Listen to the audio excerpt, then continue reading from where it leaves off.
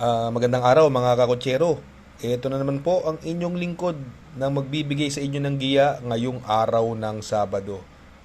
Ngayon po no, meron tayong 7 magagandang karera at ang start time po natin ngayong Sabado ay alas 3 ng hapon. Uulitin ko po, itong aking giya ay purely review and analysis ko lamang at walang halong information. Medyo mahirap ang karera po ngayong araw na to at kahit ako man ay talagang sobrang naguguluhan. Kung may mga kursunada po kayong dihado, piliin nyo na po. Umpisa na po natin. Race number 1, kung saan magsisimula ang winner take all. 3-year-old above maiden race. Distance is 1,400 meters at dito po mayroon tayong 10 kalahok. Dito po no,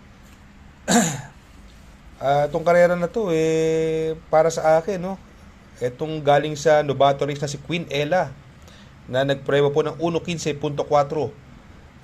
Ang napupusuan ko diyan no, sakay ni Pabs Cabalejo no. Sa tingin ko siya ang horse to beat dito sa laban na to no. At sa tingin ko magandang pandehado po dito yung Queen Bell no. Ito kasing mauuna diyan sakay ni Christian Garganta no.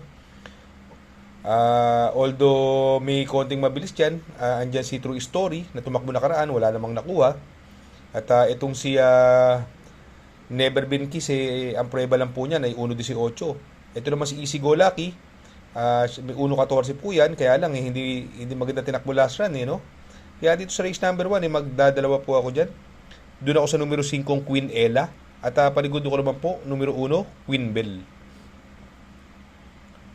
Sa race number 2, kung saan magsisimula po ang pick 6, Pilracom Rating Based Handicap System Race, Class 5, 6 to 10 split, another 1,400 meters. At dito po, may 11 kalahok. Dito sa karerang ito, sa tingin ko, ang pwedeng mukhang itong karerang ito, nakakalamang yung bagong baba ng rating basis, no? Yung Dugong Bughaw. At si Calanggaman Island, no? Nasa kay ni Claro Espare, no? Alam naman natin gamay na gamay ni JG Serrano yung Dugong Bughaw at si Calanggaman Island naman, gamay naman ni Claro Espare. Pero bali-balita rin po kayo, yung Ma'am Jen at Barek na, no? Magandang diado po yan, no? Balita kayo sa gigilid, no?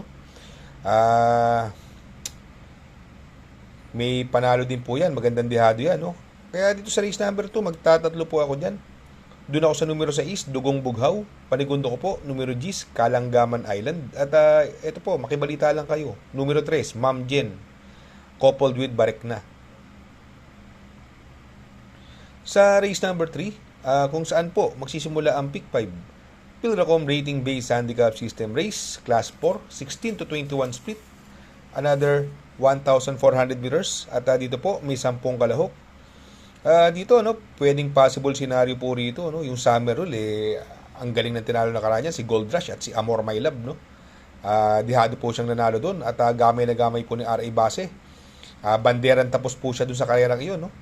At dito sa tingin ko, yung Catch in the Cradle, ito, nung nakaraan, naipanalo po ni Jan Albon yung si Catch in the Cradle at sumunod naman po, natalo po siya. At sa tingin ko, ang panalo po niyan, mauna. Kung sakali po maghahabulan sila ni Summer Rule or hahabol siya kay Summer Rule, pwedeng mag-giveaway sa mga diremate, no? Andyan yung full control, no?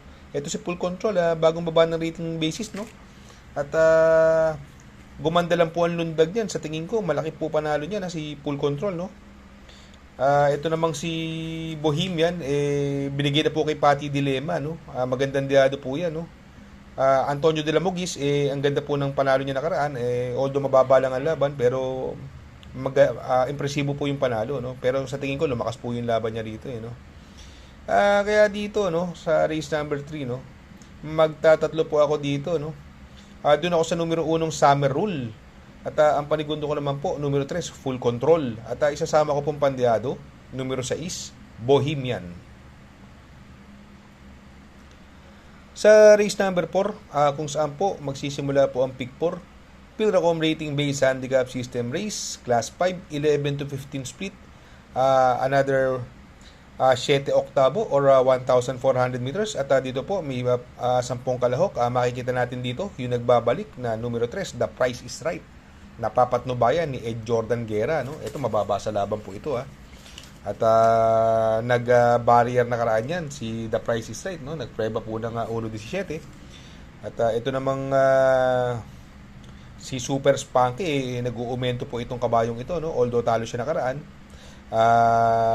Pero mukhang kondisyon yung kabayo, no?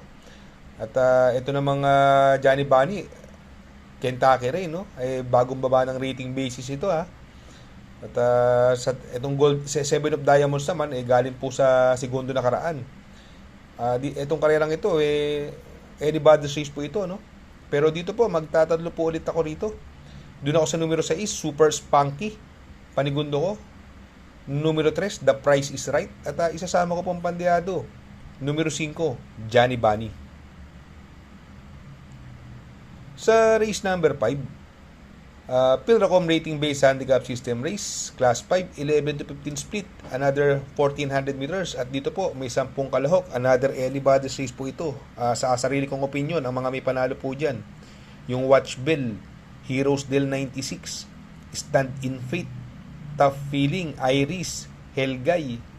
Itong si Watch Bell, may 1.28 po yan sa katawan, no? At gamay po yan ni Uno Hernandez, no? Ito namang si Heroes Del 96, from Alvarez, binigay naman po dun sa apprentice na si GL Ciego Jr. Laging in the money sa kanyang pasturans. At itong Stand in Faith, nakaraan, naka-8 po nila Republika yan, no? Medyo nagkabaliktad sila ng diskarte, no? Ang dapat mauna sila Republika at si Stand in Faith ay Deremate, no? At ang nangyari doon, bandera si Stand in Faith, sila Republika ang Deremate, pero gamay po ni GR Sargent de Ocampo yan, ilang beses na po niya na ipanalo yan. Ito naman si Tough Feeling, binalik na po kay Pamboy Ponce, magaling sa kanya yan. At ito namang si Iris, sa tingin ko siya magdadala ng unahan dito. Nung karera, segundo po yan, halos inabot lang sa kay ni si Ardoña, makitunog lang po kayo sa mga connection. Ito namang Helgay, ang ganda ng numero ngayon, nasa labas. Sa tingin ko, makakarimati ng maganda, no? Pero para sa akin, tong karerang ito, no, magtatatlo po ako rito, no? Doon ako sa numero 6, Stand in Faith. Panigundo ko, numero 3, Watch Bell. At isasama ko pong pandihado, yung baka makasolo ere, numero 8, si Iris. Sa race number 6, Pilracom rating based handicap system race, class 5, 5 placer. Distance is 1,400 meters. At dito po, may 12 kalahok at anybody's race. Itong numero 1, Ivan, no, sa kay ni Noel Lunar, bagong baba ng rating basis yan, no? Although hindi maganda numero niya, baka sumama ang larga, pero pag gumanda lundag niya, sa tingin ko yan ang mahirap talunin yan dyan, si Ivan, no? Itong Golden Jaraywa naman, galing po sa segundo yan, no? Nasa kay ni El Blancaflor, no? Ito naman Crazy Colin, bagong baba ng rating basis, hindi na niya grupo to, no? Medyo nagpadihado lang sa Hinete. Pero kung Jeff Sarati itong Crazy Colin na to, sa tingin ko, mahihirapan silang talunin dito. Ang mga pwedeng mauna dyan, andyan yung Denden at si Prince Arma, no? Yan ang pwedeng magdala ng unahan dyan. Pero para sa akin dito sa karerang ito, magtatatlo po ako dyan. Doon ako sa numero 4, Golden Jaraywa. Panigundo ko, numero 1, Ivan. At isasama ko po, pandihado, numero 5, Crazy Colin. Sa race number 7, sa last and final race, Pilracom rating based handicap system race, class 5, 6 to 10 split. Distance is 1,400 meters. At dito po, may 11 kalahok. Dito po, another anybody's race. Pero para sa akin, kung makakatulog lang kayo ng balita, yung numero G's, Rainy Days, lamang po yan sa kay ni Lester De Jesus. Sa tingin ko, siya ang malyayamado dyan. Kaya lang, makitulog kayo sa koleksyon. Sa tingin ko, pwedeng tumalo yung bagong baba ng rating basis, yung gamay po ni EA Abrea, yung numero 1, Aki Holly. At ito, magandang diado, kung baka hindi mabuliglig, si Don Damiano, although andyan si Malibu Bell, pero kaya ni Don Damiano ang ere niyan. Kaya dito sa race number 7, magtatatlo po ako dyan.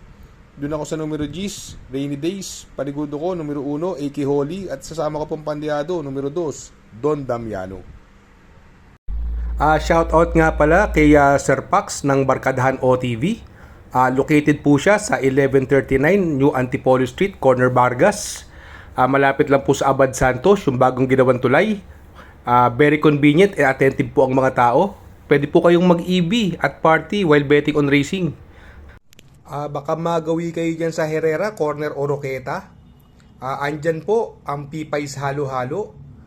Ang isa sa pinakamasarap na halo-halo at homemade lahat ng ingredients po dyan, Ultimo Ice Cream. Tabi lang po yan ng pares at tatapat po ng kapihan.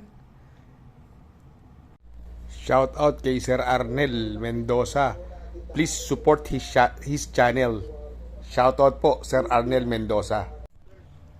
Good luck mga kakutsero. Sana po matapat ang ating giya at yung mga nakasunod, sana po ay magsitama po kayo.